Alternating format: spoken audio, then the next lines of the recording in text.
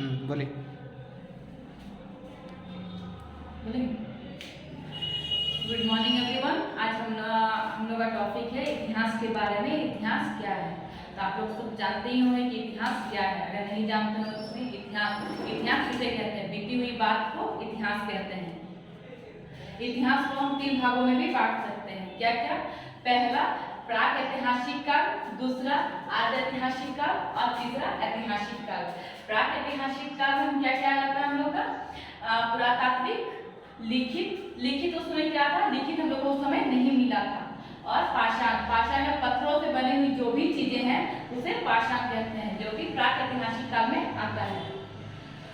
अब हम आते हैं, हमारा जो दूसरा होगा वो आद्य ऐतिहासिक काल। आद्य ऐतिहासिक काल में क्या हम लोग क्या क्या मिला था? साक्ष्य, पुरातात्विक, दूसरा लिखित। इसमें लिखित तो मिला था लेकिन जो पढ़ा नहीं गया था।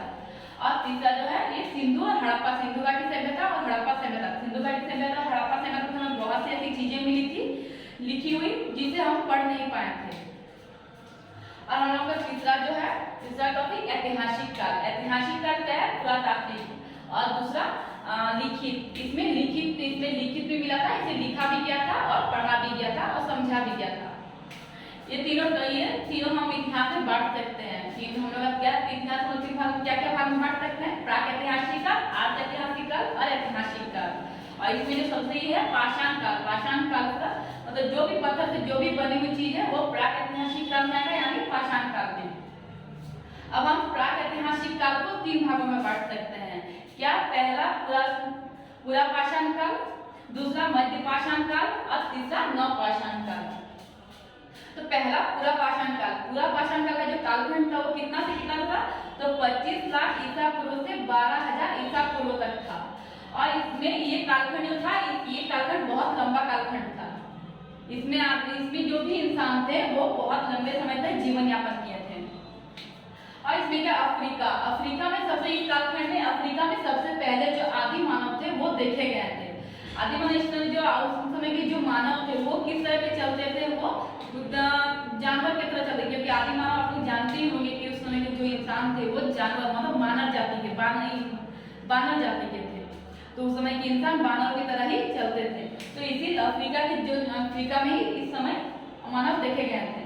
और दूसरा खानाबदोश। खानाबदोश का क्या था? उन लोग जो थे वो पूर्ण रूप से खाने पर ही निर्भर रहते थे। जैसे अभी के जो इंसान है वो क्या मतलब ज्यादा पैसे पे निर्भर रहता है। जैसे कोई भी चीज हो मतलब कमाने के लिए, पैसों के लिए, घर परिवार हर चीज छोड़ देता है। वैसे उस समय के जो इंसान थे वो खानाबदोश मतलब लोग खाने पर ही, खाने के अलावा लोगों को कोई चीज के बारे में पता ही नहीं रहता था। इसलिए लोग खानाबदोश, इसलिए कह सकते हैं कि उस समय के जो इंसान थे वो खानाबदोश थे।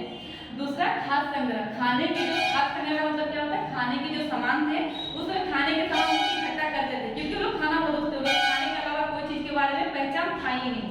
तो वो लोग क्या थे? खाद्य संग्रह मतलब खाने के सामान को इकट्ठा करते थे, जिसे हम खाद्य संग्रह कहते हैं। तीसरा आखेट। आखेट का मतलब क्या होता है? शिकार। उस समय जो इंसान थे वो शिकार करते थे। लोग जो भी थे वो लोग हर चीज का, जानवर हो चाहे जो भी चीज का हो वो शिकार करते थे। शिकार करके वो लोग अपना जीवन यापन करते थे। और अब हम बात कर सकते हैं आग की खोज। तो पूरा पाषाण काल में सबसे इंपॉर्टेंट है आग की खोज। इसी काल में आग की खोज हुई थी, इसलिए आदमी आग के बारे में जाना था। तो आग की खोज हम कह सकते हैं कि पूरा पाषाण काल में आग की खोज हुई थी। और तीसरा कब कहा जाता है? औजार। औजार क्या है? बड़े बड़े पत्थर, जो औजार उसमें बनाए जाते थे वो बड़े बड़े पत्थरों से बनाए जाते थे। जो भी औजार हो वो बड़े बड़े पत्थरों से बनाए जाते थे, इसे हम औजार कहते हैं। अब हमारा दूसरा टॉपिक है मध्य पाषाण काल। तो मध्य पाषाण काल का जो कालखंड है वो कितना से कितना तक है? 12,000 ईसा पूर्व से 5,000 ईसा पूर्व। ठीक है। और ये जो है ये मोसोलिथिक, मध्य पाषाण काल को हम मोसोलिथिक पे कह सकते हैं। और इसमें भारत जो मध्य पाषाण काल जो भारत में है, इसकी खोज किसने की थी? तो इसकी खोज पहले C.L. कॉर्नवालिस ने की थी 1867 में। मध्य पाषाण काल की खोज C.L. कॉर्नवालिस ने की थी 1867 में। अब हम लोग का टॉपिक है नवपाषाण काल। नवपाषाण काल का कालखंड जो कितने से कितने तक है? 5 लाख ईसा पूर्व से 3,000 ईसा पूर्व तक है। तो इसे न्यूलिथिक भी कहा जाता है। नवपाषाण काल को हम उत्तर पाषाण काल और जो कहते हैं न्यूलिथिक कहते हैं। इसमें क्वेश्चन को घुमा भी सकता है, तो इसमें न्यूलिथिक अगर आएगा तो वो नवपाषाण काल में आता है। तो इसमें कह सकते हैं नवपाषाण काल की खोज किसने की थी? तो नवपाषाण काल की खोज भारत में पहले किया था डॉक्टर प्राइमरोज ने की थी, प्राइमरोज ने की थी। अब इसमें जो इसका जो डेट था वो कितने साल में खोज की थी? 1842 में। नवपाषाण काल की खोज 1842 में हुई थी। इसमें सबसे पहले आता है कृषि। तो नवपाषाण काल में सबसे पहले कृषि देखा गया था। कृषि का साक्ष्य में मिलता है। कृषि का साक्ष्य हुआ था 7000 ईसा पूर्व में हम लोग को कृषि का खोज हम लोग मिला था इस समय। और कृषि सबसे पहले कहाँ की गई थी? तो मेहरगढ़। अब आप जानेंगे मेहरगढ़ कहाँ है। तो मेहरगढ़ वर्तमान में ये पाकिस्तान में स्थित है। अगर क्वेश्चन को घुमाने के पूछा जाए कि मेहरगढ़ किस पहाड़ी के बीच में स्थित है? तो ये सुलेमान और कित्थर पहाड़ी के बीच में स्थित है मेहरगढ़। अब सबसे पहले उसमें जो कृषि था, तो कृषि में सबसे पहले जो उपजाऊ अनाज थे वो उगाए गए थे गेहूं और जौ। कृषि में सबसे पहले यही तो अनाज उपजाए गए, गेहूं और जौ।